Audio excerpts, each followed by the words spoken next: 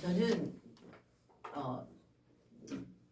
우리 교회 성도들을 기도하면서 묵상하면서 느끼는 것은 참 맡겨진 일들을 참 열심으로 최선을 다하고 잘 이루어서 또 주변에 좋은 영향력을 미치면서 살려고 하는 그런 모습이 떠오르고, 그렇기 때문에 참 훌륭하고 또 존경스럽다 하는 생각이 들어집니다.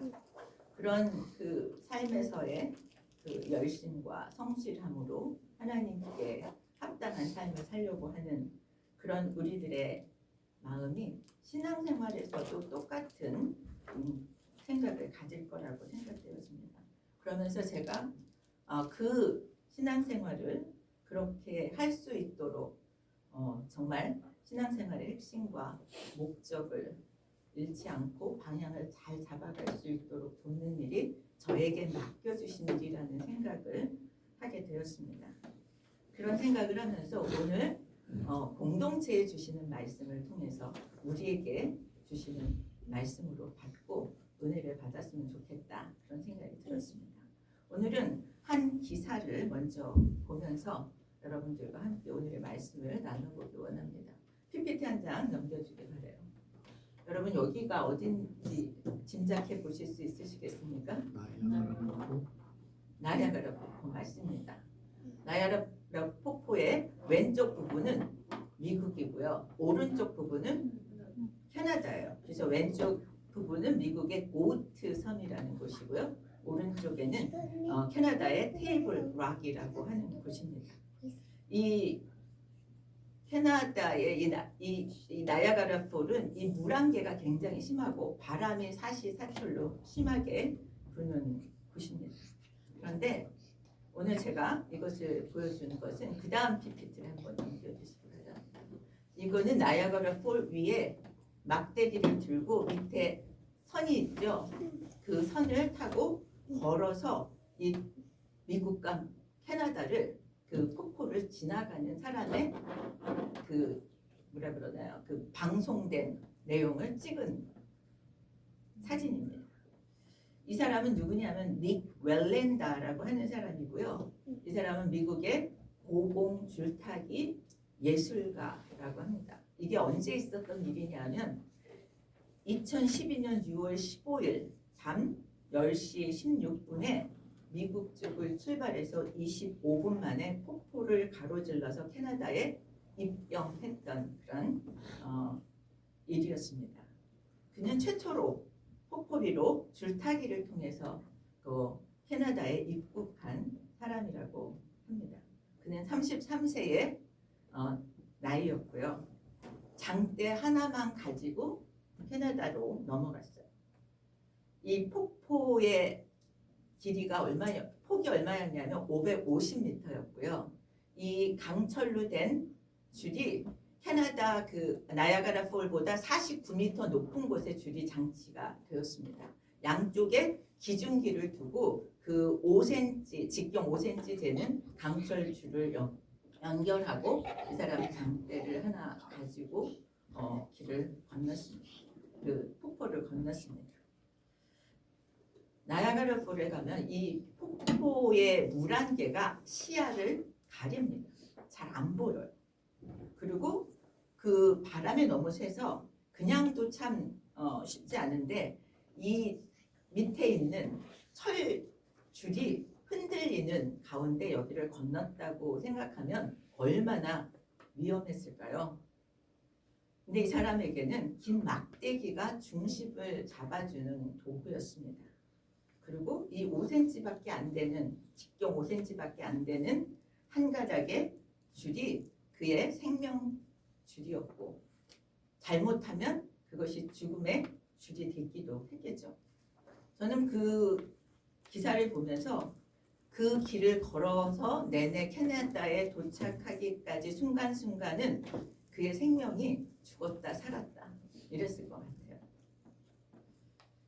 그것을 보면서 저는 무슨 생각이 들었냐면 우리의 인생도 죽었다 살았다를 매일 하면서 살아가고 있는 것이 아닌가.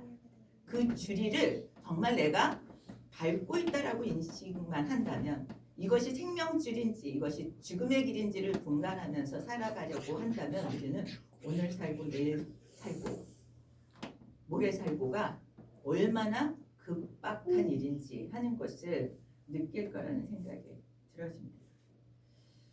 하나님 앞에서 사는 삶은 하나님 앞에 사는 사람은 인식할 뿐이고요. 하나님을 모르는 사람은 인식하지 못할 뿐이라고 생각돼요.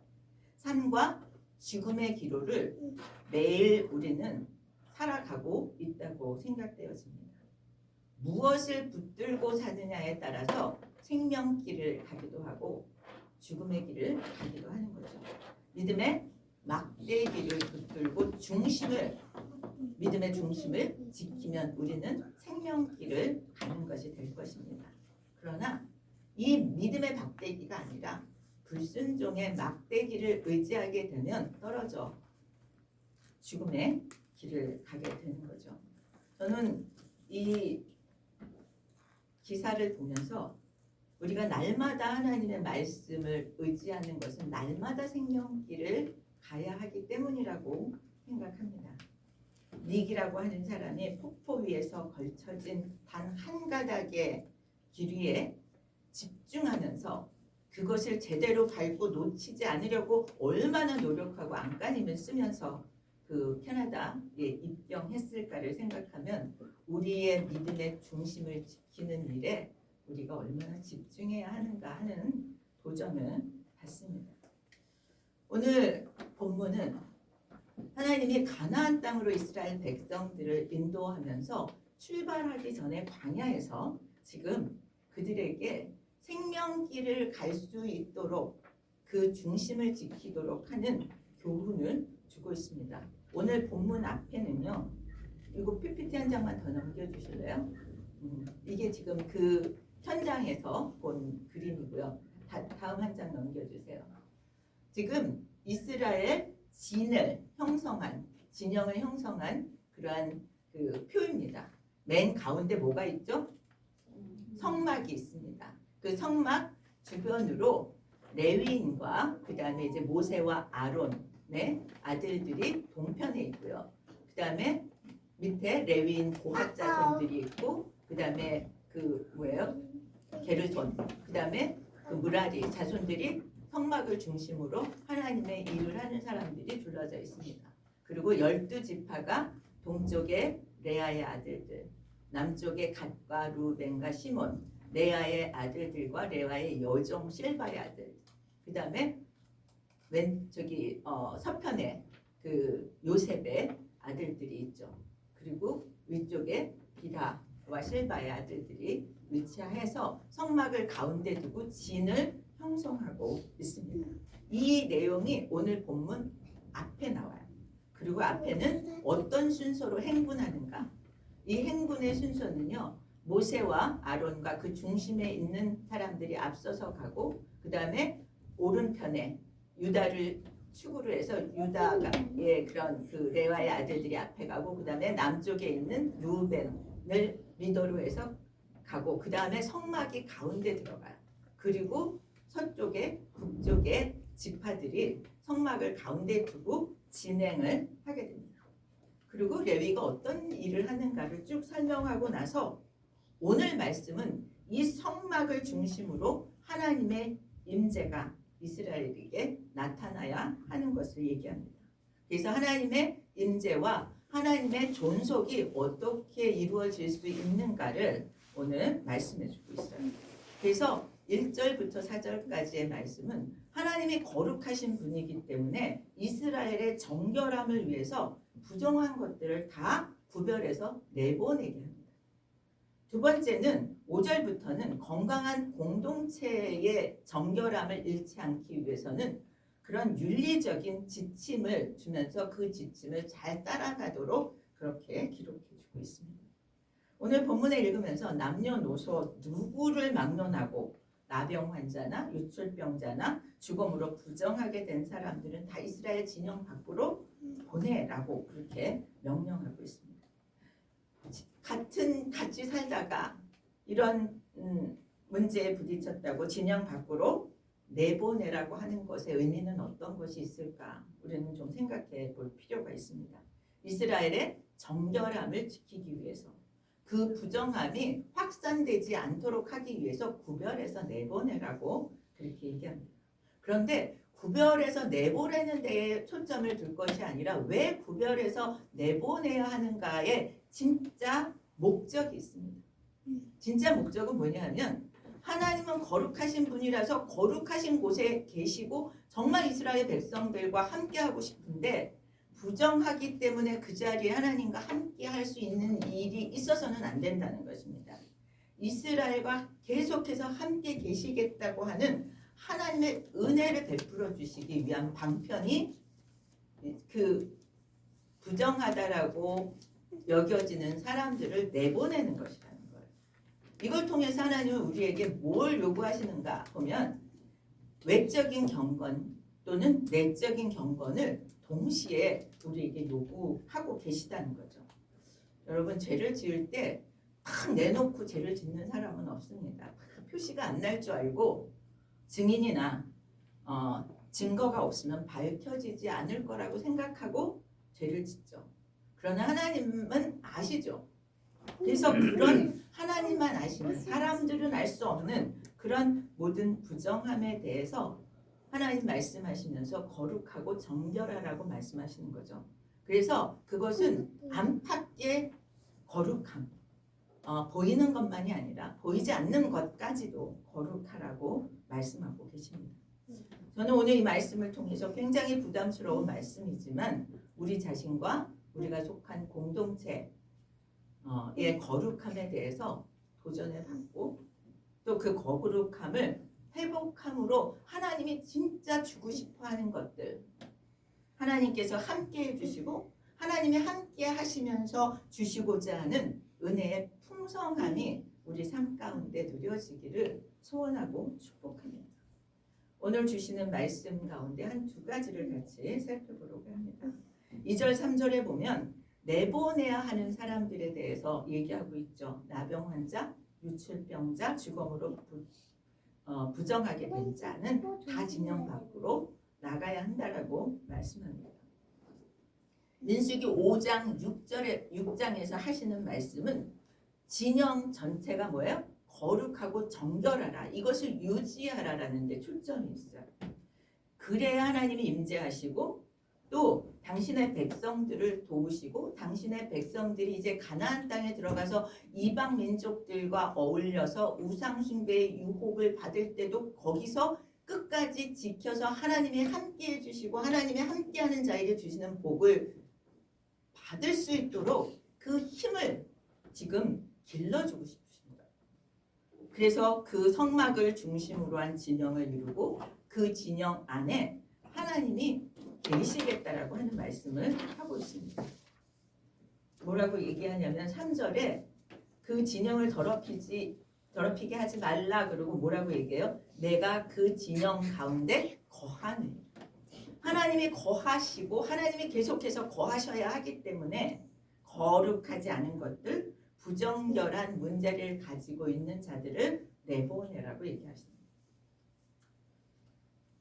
여러분 언제 우리는 하나님과 교제가 끊어집니까? 정결함을 상실할 때 교제가 끊어지죠. 어떻게 말하면 교제가 끊어져서 정결함이 없어졌다라고 얘기할 수 있을지도 모르겠어요.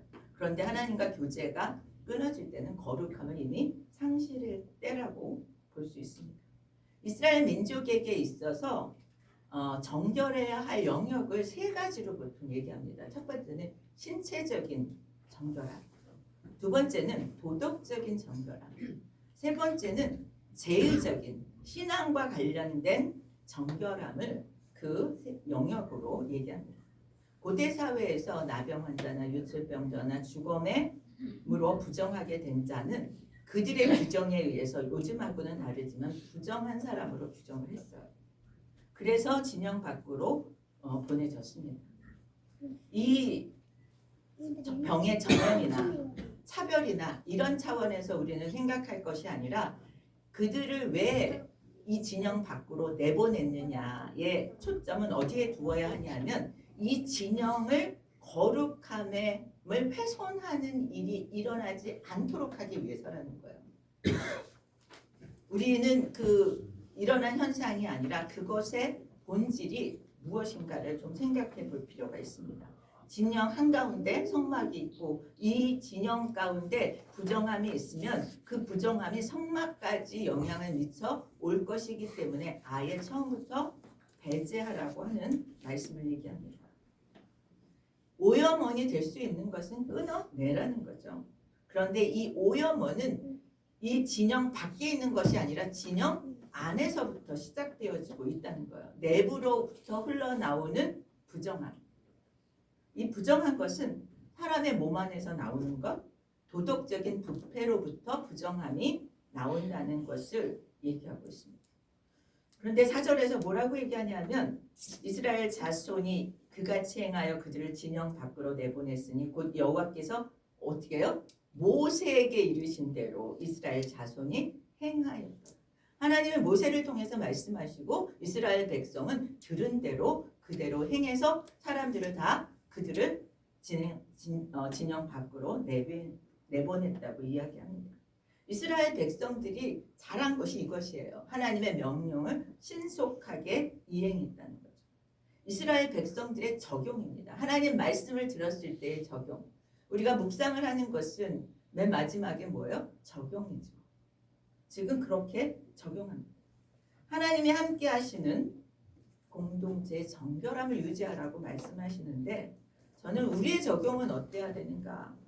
우리가 분리해야 하고 내몰아야 하는 것들이 우리 자신의 내면과 우리가 속한 가정과 우리가 다니는 교회와 대한민국 안에서 우리는 내보내야 하는 것들이 있다는 거죠. 부정해서 분리시킬 것. 이것이 하나님의 명령이고 이스라엘과 함께 하시겠다고 하는 하나님의 강력한 의지가 내보내는 것으로 우리는 내보낸다는 거에 초점을 맞추면 굉장히 하나님 정말 쌀쌀맞고 차갑다라고 생각할지 모르지만 정말 그들과 함께 하기 위한 의지라고 한다면 그것은 분명 은혜라고 생각합니다. 왜냐하면 하나님이 우리에게 주시는 것은 뭐냐면 생명과 축복이기 때문에 그래요. 하나님이 진짜 주고 싶어하는 생명과 축복을 주시기 위해서 내보내라고 얘기합니다. 하나님 우리 그리스도인과 그 공동체를 향해서 생명과 축복을 받을 수 있도록 정결한 그릇이 되라고 얘기합니다. 그래서 생명과 축복의 정결한 그릇이 되기 위해서 지금 이스라엘 백성들은 모세를 통해서 말씀하셨죠. 권면하잖아요. 내보내라. 그리고 회개하는 역사가 신속하게 일어나야 그리고 정결함을 회복해야 하나님이 주시고자 하는 생명과 축복이 부어지는 것을 믿으시기 바랍니다. 그래서 지금 오늘 본문은 정결한 삶을 살기 위해서 영적인 부정함과 윤리적인 부정함의 문제를 해결하라고 말씀합니다. 하나님의 말씀에 비추어서 거룩함을 훼손하게 하는 부정한 것들을 분별하고 진영 밖으로 내버려야 합니다. 하나님의 임재와 풍성한 은혜를 경험하는 가정과 교회가 될 수 있음을 우리는 배웁니다. 저는 이 말씀을 묵상하면서 개인적으로도 또 가정적으로도 교회적으로도 하나님 말씀하시면 우리가 들을 줄 알아야 되겠다는 생각을 했습니다. 개인적으로도 거룩함을 훼손하는 일들을 찾아볼 수 있습니다. 우리 마음속에서 타협합니다. 다른 사람들도 다 그렇게 살고 또 이 정도면 그래도 되지 않았을까?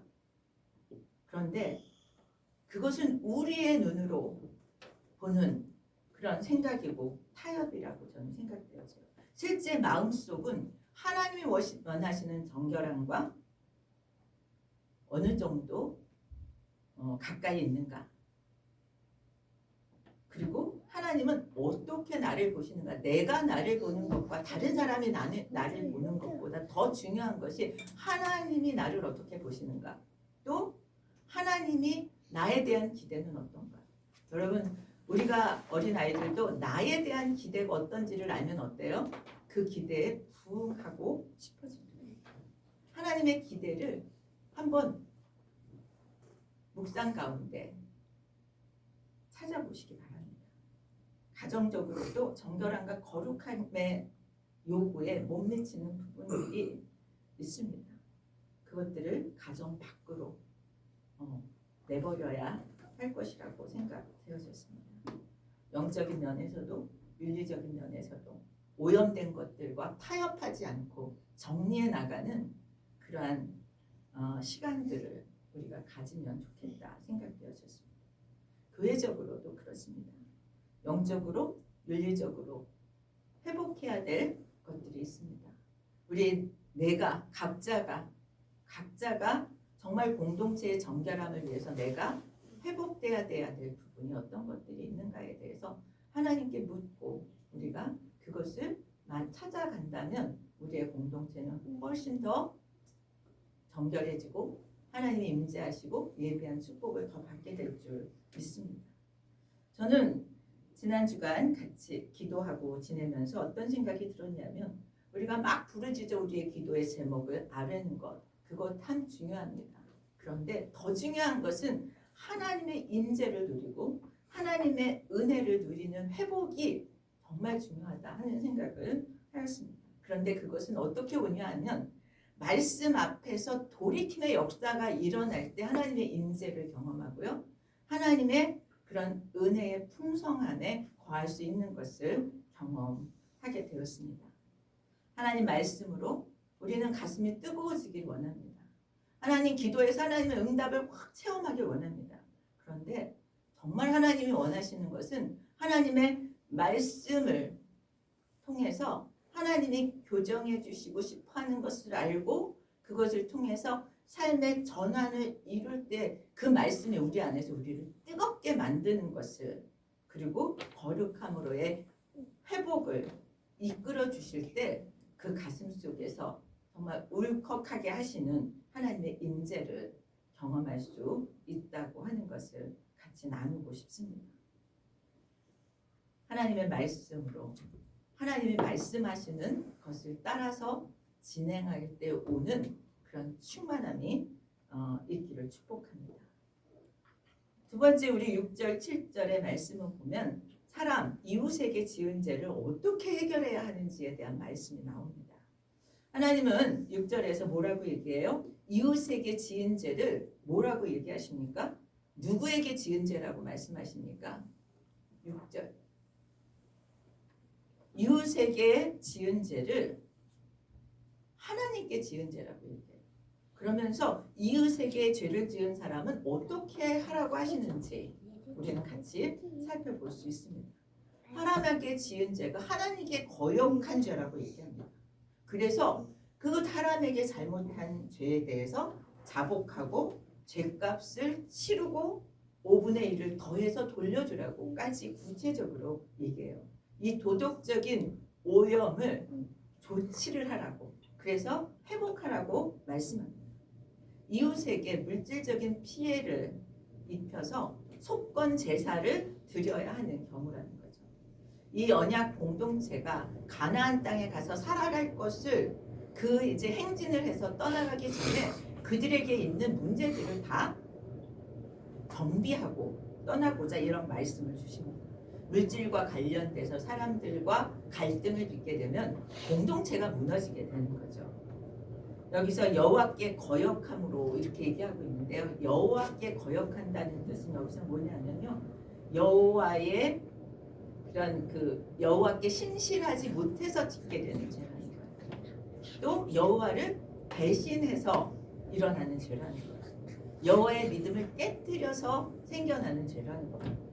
그러면서 이 배신한다는 것은 뭐냐면 법정에서 거짓말을 하는 그러한 죄를 얘기하는 거라고 얘기합니다. 본문에서 이웃에게 손해를 입히거나 잘못할 경우에 배상을 하라고 그렇게 얘기하죠. 이웃에게 끼친 죄가 여호와에게 거역해서 죄를 지은 것이라고 그렇게 얘기합니다. 그러면 사람에게 지은 죄가 하나님께도 지은 죄라고 한다면 이 죄의 해결은 어떻게 해야 돼요? 하나님께도 용서를 받아야 되고 사람에게도 용서를 받아야 되는 거죠. 우리는 일반적으로 죄 그러면 어떻게 해요? 국가나 사회 규범을 어겨서 법칙에 어긋나서 생겨난 거라고 생각하죠. 보통은 죄는 그냥 사람과 사람 사이의 문제로만 생각합니다. 이것이 사회에서 생각하는 죄예요. 그래서 피해자에게 용서를 하거나 합의를 보거나 법에서 얘기하는 처벌을 받으면 모든 문제가 끝난다고 생각합니다. 그런데 하나님은 사람과 사람과만의 문제가 아니라고 얘기하십니다. 하나님의 뜻에 순종하지 않은 마음과 생각과 행동까지 다 죄로 보신다는 것입니다. 그래서 사람들에게 범하는 죄는 하나님의 뜻을 정면으로 거스른 것이라고 판단한다는 거예요. 그래서 그러면 사람들은 하나님께 지은 죄에 초점을 맞춰서 하나님께 지은 죄만 회개하면 용서받으면 되지 않느냐. 그래서 사람에게 용서를 구하지 않는 경우들도 많이 있는 거죠. 여러분 밀양이란 영화 기억나십니까? 전도연이 나왔던 영화입니다. 남편과 사별하고 혼자 아이를 키우는데 아이를 유괴당합니다. 유괴당한 그 아픔을 견딜 수가 없죠. 정말 그렇게 괴로워하다가 신앙을 갖게 되고 그 유괴범을 용서하기로 큰 결심을 합니다. 그리고 감옥소로 교도소로 가서 그 유괴범을 만나서 용서해 주려고 가요. 그런데 유괴범이 전도연을 보고 자기가 하나님께 용서받았다고 막 떠벌려요. 거기서 전도연이 막 속이 뒤집어져서 부르짖습니다. 내가 용서하지 않았는데 누가 용서를 하냐 말이냐고 막 이렇게 분개를 해요. 영화에서는 하나님께 용서 받으면 된다라고 여기는 그것을 정확하게 꽂는 거죠. 여기서 빠진 것은 당사자의 용서를 구하지 않았다는 거예요. 우리는 본문에서 얘기하는 것은 사람과의 관계뿐만 아니라 하나님과의 관계도 깨트리는 일이기 때문에 사람과 하나님께 다 용서를 받아야 된다라고 가르칩니다. 성경은 죄값을 치르는 거에 대해서 용서를 받아도 죄값을 치러요. 죄를 지으면 어떻게 해결하라고 얘기하냐면 고백해요. 그리고 보상하라고 얘기합니다. 그리고 하나님께 제사를 지내는 이 과정을 거쳐서 죄의 문제를 해결하라고 얘기해요. 그런데 죄값이 가볍지가 않습니다. 내가 잘못한 것만큼이 아니라 5분의 1을 더하라고 얘기해요. 우리는 죄값이 무겁다는 것을 인식해야 합니다. 하나님께 대한 범죄와 사람에 대한 범죄가 별개의 사안으로 우리 보고 보지 말라는 거예요. 그 얘기는 다시 말해서 하나님의 관점으로 우리의 삶의 문제들을 보고 그 기준으로 살아가라고 얘기합니다. 요즘 저를 포함해서 세상을 보면서 신앙의 양심으로 그것을 기준으로 살아간다면 오늘날의 이런 양상들은 생겨나지 않을 거라는 생각을 하게 됐습니다. 그리스도인의 사업가, 그리스도인의 공무원으로, 그리스도인의 직장인으로, 정치가로 신앙 양심의 기준으로 산다면 신앙 양심의 가책이 많은 잘못들을 제어할 것이라는 생각을 하게 됩니다. 우리가 속한 공동체는 그렇다면 지금보다 훨씬 더 정결해지고 거룩해지는 그러한 공동체가 될 거라고 생각되겠습니다. 우리가 하나님 앞에서 정말 이웃 앞에서 용서를 구할 일들은 없는지 하나님은 오늘 우리에게 생각해 보라고 말씀하시는 것 같습니다. 그러면 어떻게 용서를 구할 건지, 어떻게 해결을 받을 것인지에 대한 답을 오늘 말씀에서 주고 있습니다. 첫 번째 육체적인 부정함에 대해서는 하나님이 오늘 우리에게 네 번째 그런 4절에서 답을 주고 있죠. 부정한 사람의 경리에 대해서 회복하는 방법은 뭐였어요? 4절에 모세에게 이르신 대로 이스라엘 자손이 행하였다. 하나님의 말씀대로 하는 것이 뭐예요? 그 부정함을 회복하는 길이라고 말씀합니다. 두 번째, 사람에게 지은 죄가 하나님께 지은 죄라고 하는 것에 대한 회복의 방법은 자백과 죄값을 배상하는 것과 속죄의 제사까지를 통해서 회개에 합당한 열매를 맺는 삶으로 전환하게 될 때 하나님은 그 죄의 문제를 정결함으로 이렇게 인정해 주신다고 생각되어집니다. 하나님 우리에게 정결을 위해서 구별하라고 말씀합니다. 우리가 구별된 사람이고 구별된 사회를 만들기 위해서 그 공동체를 만들기 위해서 그곳에 하나님이 임재하는 우리 자신과 가정과 교회와 나라가 되기 위해서 우리는 부정한 것들을 끊어내고 내쫓고 구분하는 그런 결단과 용기가 필요하다고 생각했습니다. 이웃에게 지은 죄에 대해서 하나님 우리에게 하나님 말씀에 비추어서 회개하라고 말씀하십니다. 또 하나님 말씀대로 우리가 순종하게 될 때 회복이 역사가 일어나는 줄 믿습니다.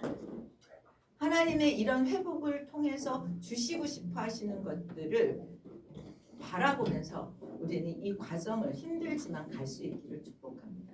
하나님이 주시고자 하시는 것은 생명과 축복입니다. 하나님이 주시고자 하시는 것은 하나님의 함께 하시는 삶입니다. 하나님의 함께 하시는 삶이 누리는 그런 은혜가 풍성하게 누려지기를 축복합니다.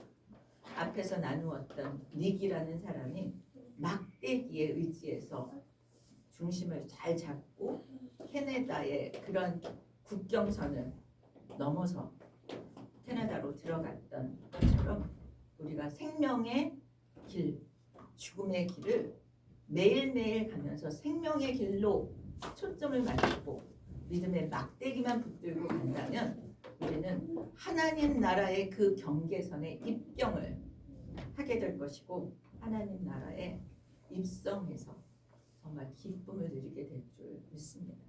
하나님 나라의 국경선을 정말 승리하며 넘고 하나님이 주시는 이 땅에서의 삶에서도 정말 생명과 축복을 충만하게 누리시기를 예수 그리스도 이름으로 축원드립니다. 우리 다 함께 일어나서 286장